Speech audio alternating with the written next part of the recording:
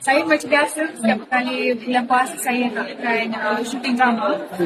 Saya akan ambil masa untuk spend time dengan family kat rumah.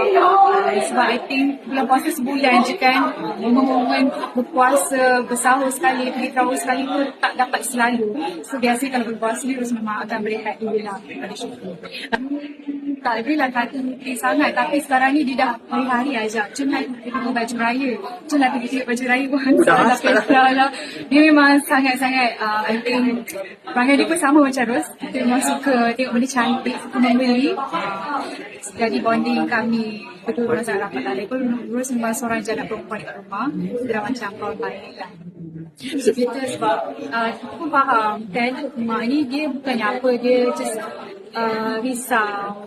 Tengok saya seorang je nak perempuan dia kan, mana-mana saya berkawan pun saya akan buat kenal dengan family. Kawan-kawan saya, kawan perempuan tu pun memang saya akan kenalkan dengan family. Kalau tak okey, biarlah diorang nampak dulu. So kita kadang-kadang bila kawan kita tak nampak daripada sisi orang luar kan.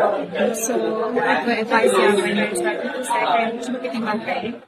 Parents kita tak setuju kan pilihan kita macam ni, kita berkawan orang macam ni, tapi bila dah macam meningkat usia ni faham yang kadang-kadang firasat ibu tu betul, kita kena buka hati untuk percaya.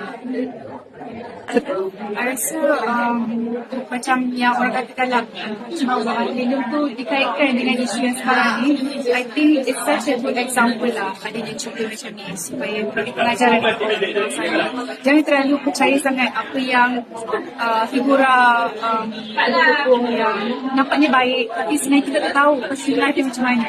Jadi at the end of the day, relationship dengan Allah, relationship dengan orang, terus apa dah cuma dengar juga lah, kadang ada yang baru nak berjinak dalam dunia social media ni kan, kadang-kadang orang sanggup buat benda popular, kadang-kadang tak kisah itu je apa yang orang dia tu sebenarnya kita tak tahu tau orang tu betul ke tak. Kadang-kadang online ni jangan terlalu percaya lah.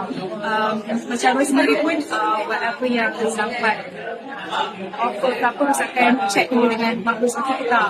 So I think advice yang Roy bagi, berhati-hati, jangan terlalu percaya, jangan sampai kena scam, jangan kongsi maklumat pribadi online, and protect community. Di zaman Gen Z sekarang kan, diorang sangat outspoken dan diorang sangat eager to explore kan. I think it's a good thing, tapi also berpegang pada prinsip agama kita jugalah.